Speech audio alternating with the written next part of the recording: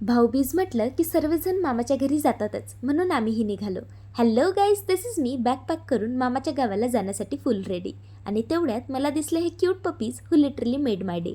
मग शेवटी मामाकडे पोहोचलो आणि हा माझा हमारी खुशी तो देखोवाला स्माईल देत मामाला भेटायला जाणारा मोमेंट. आणि दिस इज माय मम्मी नेहमीप्रमाणे आल्या आल्या कामाला लागलेली, म्हणून मीही ठरवलं थोडी मदत करावी आणि थेट रांगोळी काढायला गेली. पण भाऊबीजेची संध्याकाळ असल्यामुळे रांगोळी काढायला मला ब्रेकच नाही.